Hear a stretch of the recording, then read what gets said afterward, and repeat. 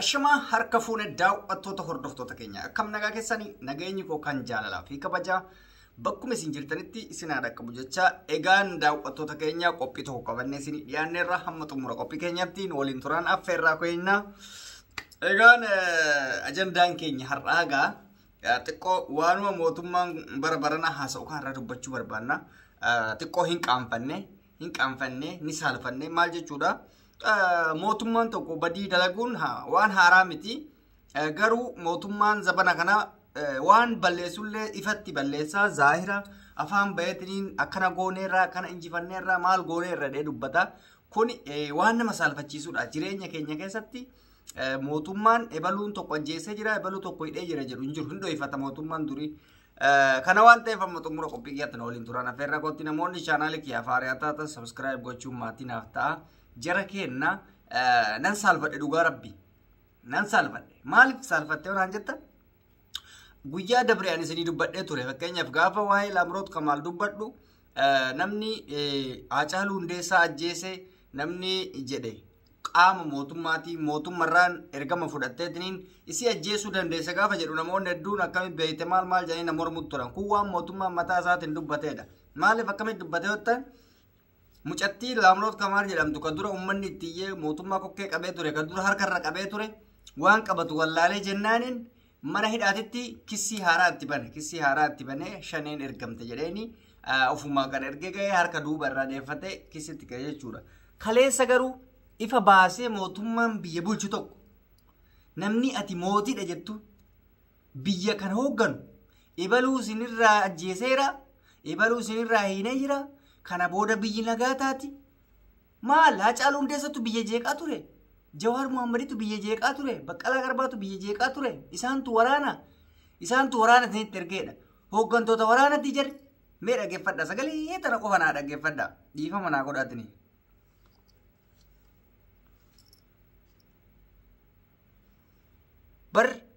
bara akka kanaa kana keessa jirra isinii galee sorry shabaka kiyya shabaka irraa bane waan isin ajaa'ibu namni ifa baase afaan baase ebaluun sirraa ajjeefnee jirra ebaluun mootuu sirraa hiinee jirra kana booda biyyi nagaa taati qoya dhaggeeffadha jaranan waan salphinnan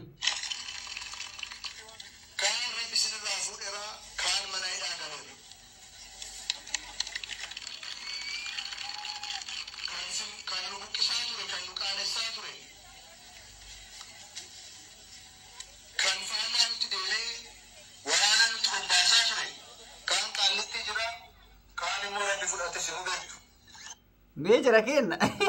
waraana nuti labsaa ture waraana nuti ergaa ture jedha Jawaartu waraana qabamo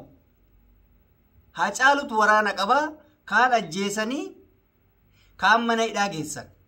meetii intala an dhugumatti waan baay'ee dhibe keessa namoonni tokko isaaniif hin dubbanne nama biraatiif jedha namni biraa kamtu ajjeefame kamtu mana hidhaa jira mee naa hima hin fakkaattu dubbiin beeyta bar lamee sirriitti dhaggeeffadha irra deebi'aa dhiifama naa godhaatini baay'ee dhiifama naa godhaatini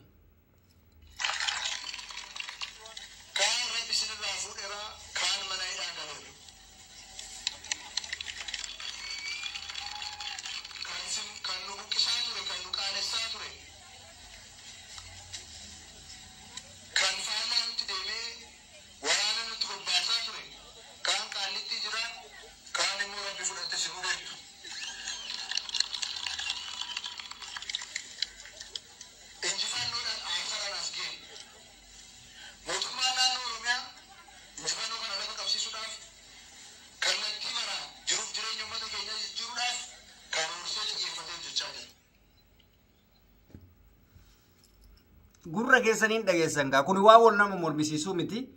kun hanga feete waan nama mormisiisuu miti jara kenna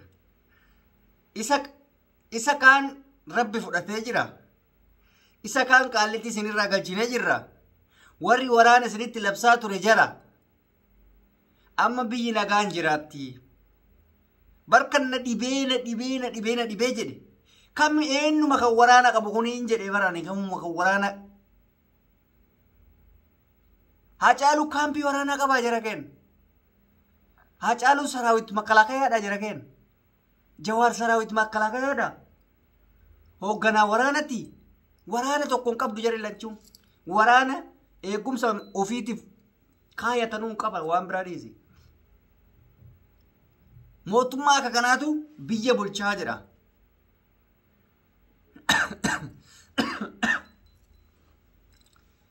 Haqa dubbati namichi isinirraa ajjeefneerraa kaan qaalitti isinirraa galchinee jirra jedhe. Nama gubata garaa nama gubata dhugaa rabbititti afaan guuttatanii kaan rabbi isinirraa fudhateeraa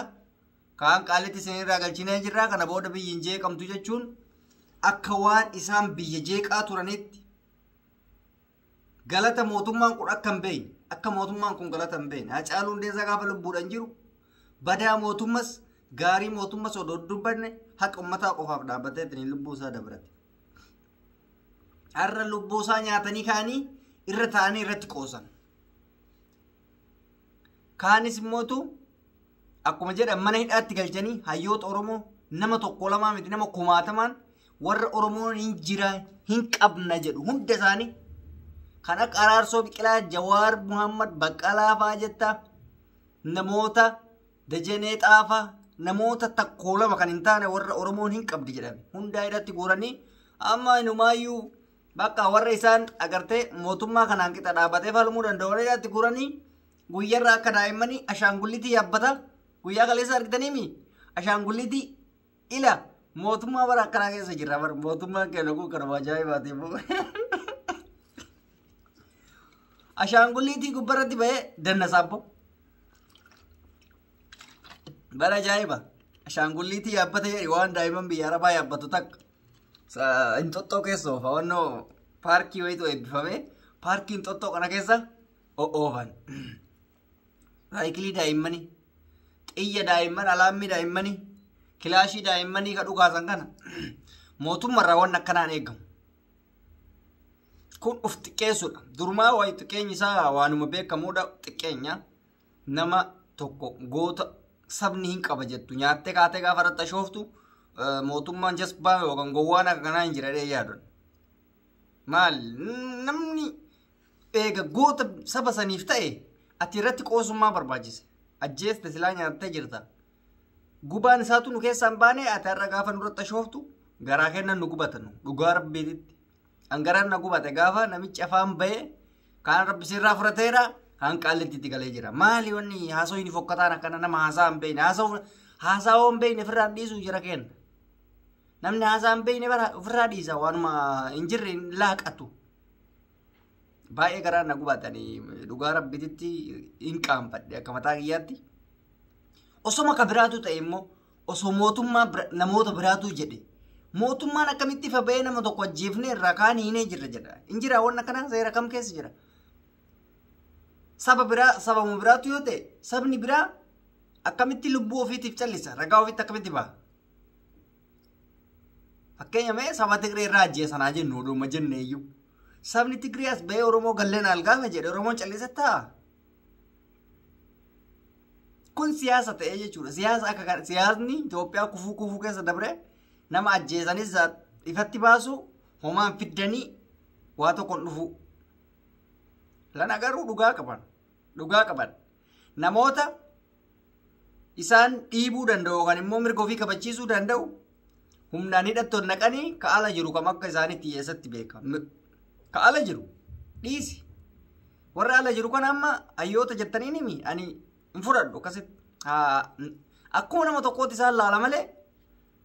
dandeettii mootummaa dhiibuu tokkollee warri qabu hin hafne alatti akka jiruun qabee manatti hidhattoon naqee jira namichi namoota isa dhiibuu danda'an tokkocha nan bifne ol duuchee jira dhugaa rabbitti haqa osoo ol duuchuu baatee agarraa mootummaa kana namni waa tokko gochuu hin dandeenye mirga ofiituu seeran akka uummanni bahee kabaju gochuu hin dandeenye warri ala jiru warri silaa uummata kakaasuu danda'u warri gumaa caaluu baasuu danda'u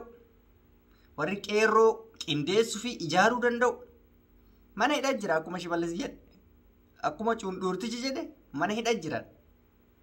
kanaaf rabboon nu biraa dhaabatu jedha ani baay'ee nadhaagame jechiin jedhe sanii turtiin irraaf qabu kana fakkaataa reedii Adam Tube namoonni channel keenya faariyaa taata subscribe gochuun maatii taasiniin jenna guyyaa gaarii.